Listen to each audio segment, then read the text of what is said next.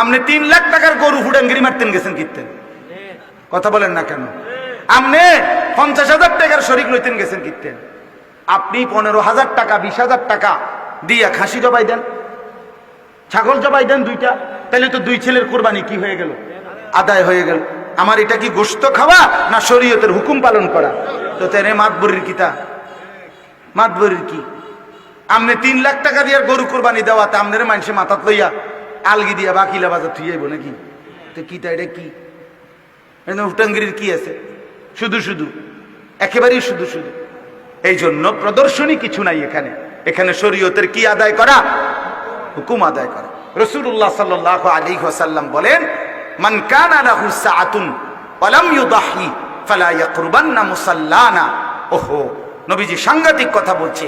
যার উপরে কুরবানি ওয়াজিব ছিল অথচ আদায় করলো না, রাসূল সাল্লাল্লাহু আলাইহি ওয়াসাল্লাম বলেন ওই নাফরমান যেন আমাদের ঈদগাহে না আসে, নামাজে যেন আসে। তুই আসবি না নাফরমান, ঘুমা, তুই গোস্ত রানলে তোরে খাওয়াইব, তুই নামাজ পড়তে আসবি না বলে। এই জন্য খামখেয়ালি করলে হবে না। কোরবানির ফজিলত সাংঘাতিক, সাংঘাতিক। ওয়াল বুদনা জাআলনাহা লাকুম মিন শাআইরিল্লাহ।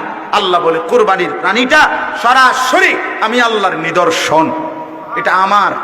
আল্লাহ ডাইরেক্ট বলে এটা আমার। কোরবানির জন্য যে প্রাণীটা কিনে বান্দা যখন কিনে, তা আল্লাহ বলে এটা কার? আমার। লাকুম ফিহা খাইর, আল্লাহ বলে এর মধ্যে রয়েছে তোমাদের জন্য কল্যাণ, কল্যাণ, বরকত, খায়ের রয়েছে, লস হবে না। কোরবানি দিয়ে মার খেয়ে গেছো, আল্লাহর কসম, নবী বলছে আল্লাহর ঘরের হজ করে কেউ কোনোদিন গরিব হয় না, আল্লাহর জন্য খরচ করে ফকির হবে না। যার খাজানায় সব তার জন্য দিয়া তিনি কি অভাবী মনে করছেন আপনি? নাউযুবিল্লাহ। হ্যাঁ, এই জন্য মাইয়া বিয়া দিয়ে মার খাইতে পারেন আপনি, ফুদ বিদেশ পাঠাইয়া মার খায়, আপনার বাড়ি বিল্ডিং করে মার খাইতে পারে, কিন্তু আল্লাহর ঘরে খরচ করে, হজ্জের জিয়ারত করে, আল্লাহর রাস্তায় খরচ করে কি হয় না? কোনোদিন কমে না। ইউরবিস সাদাকাত, আল্লাহ বলেন আমার রাস্তায় সাদাকা আমি ওয়াদা দিলাম, আমি এটা বাড়িয়ে থাকি। এই জন্য হজে ঠকে না, যাকাত দিলে ঠকে না, কোরবানি দিলে ঠকে না, আল্লাহর রাস্তায় মসজিদ মাদ্রাসায় অতি অসহায় এতিম গরিবকে দিলে ঠকে না, বরং বাড়ে। কি হয় বলেন না কেন? বাড়ে। এই জন্য মসজিদে দান করবেন, মাদ্রাসায় দান করবেন, অসহায়কে দান করবেন, এতিমকে দান করবেন, বিধবাকে দান করবেন, দুস্থকে দান করবেন, কোরবানি আদায় করবেন। প্রয়োজনে, আমি শেষ কথা বলতেছি, যদি পূর্ণ না বুঝেন তা আমার একটা বিনীত অনুরোধ, আপনারা নিজেরা একা বুঝতেন না, এই জন্য আপনাদের উলামায়ে কেরাম, আপনাদের স্থানীয় একজন নির্ভরযোগ্য ভালো মুফতি আলেমের কাছ থেকে আপনি আপনার সম্পদের হিসাবটা উনারে জানাবেন, যে হুজুর আমার জমি এর দূর, বাড়িতে আছে এর দূর, ব্যাংকে আছে এত টাকা, আমার ফুতের আছে এত, এই অবস্থায় আমার হজ, কোরবানি, যাকাত এগুলো ওয়াজিব হবে কিনা, ফরজ হবে কিনা, আপনি আমারে বলে দেন। এটা ভালো না? একজন ডাক্তার দেখাইয়া লইলে ভালো না? না নিজে নিজে ওষুধ খেলে ভালো?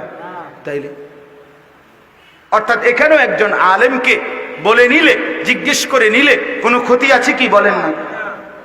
সর্বশেষ যেই কয়জন যুবক ভাই তোমরা বসছো, তোমাদের কাছে আমার একটা কথা, সেটা হলো দোস্ত আমার, বন্ধু আমার, শেষ পর্যন্ত মনে রাখতে হবে ভাইয়া, তুমি কিন্তু একাই, ও চিরেই তুমি একা হয়ে যাবা, দুনিয়াতেও আখেরাতেও। আমার সেই প্রাইমারির বন্ধুরা আমার সাথে নাই, আমার সেই ছাত্র জীবনের মাদ্রাসার সাথীরা কেউ এখন আমার সাথে নাই, আমি একাই আমার জিন্দেগি নিয়ে আছি। বন্ধুরা বন্ধুদের জায়গায় চলে গেছে। এই জন্য দোস্ত আমার, বন্ধু আমার, শুধু মোবাইল, শুধু সমবয়সী বন্ধুর খপ্পরে পড়ে জীবনটা নষ্ট করে দিও না। তারা থাকবে না, কবরে তো নাই একা, হাসরে তো একাই, বাকি দুনিয়া তো একা।